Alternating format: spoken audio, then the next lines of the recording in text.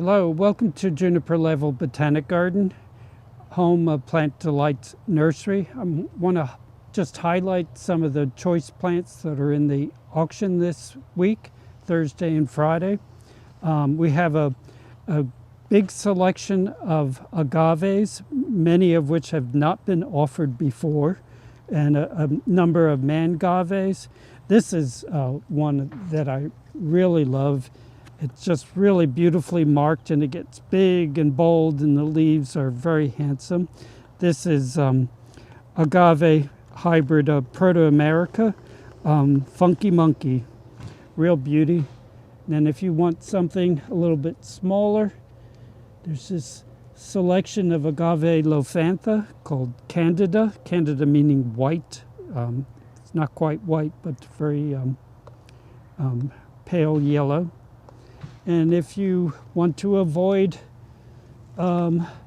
spines, the agave desmetiana are really harmless ones. Even the terminal spine is soft. This is agave desmetiana, emerald tides. It'll get fairly big, but always remained easy to live with. But one of the really knockout mangaves in the auction is this little one, hoot owl, broader leaved than a lot of the mangaves, but handsome little guy.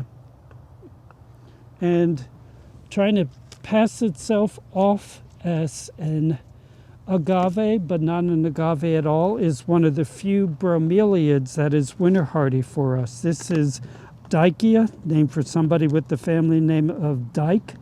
Dicea chlorostemenia, razzle dazzle. This is about as big as one rosette gets, but they'll offset and make a slowly expanding clump. And then they have 5-inch tall or so spikes of orange flowers in late summer. But it's evergreen, and it's winter hardy for us in sharply drained soil. Interesting little plant. Now, if you haven't gotten enough of spiny plants, we have the real Acanthus spinosus. This doesn't qualify as a cuddly plant, but it's a very handsome plant. Typical Acanthus inflorescence, of 18 to 24-inch tall spike of white and purple flowers. That'll take a really hot and dry place. While we're on these sun plants, I'd like to point out a few sun ferns. This is Pelea ovata, dripping springs from dripping springs in Texas. And we grow it in full sun in the scree garden that is very, very dry. And it's evergreen, and it looks fine no matter how hot and dry this summer gets. And it gets, about a foot tall, maybe a little bit taller. But these Myriopteris, and most of the Myriopteris used to be Chilanthes. This is Myriopteris tomentosa, go forth.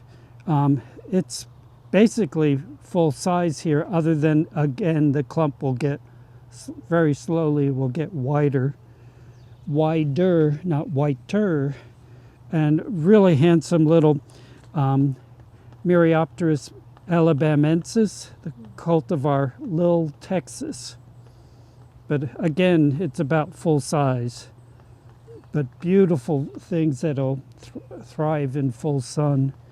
We have a few others hidden amongst all these treasures, but that'll do it for now. Thank you for your time, and I hope to see you at the auction.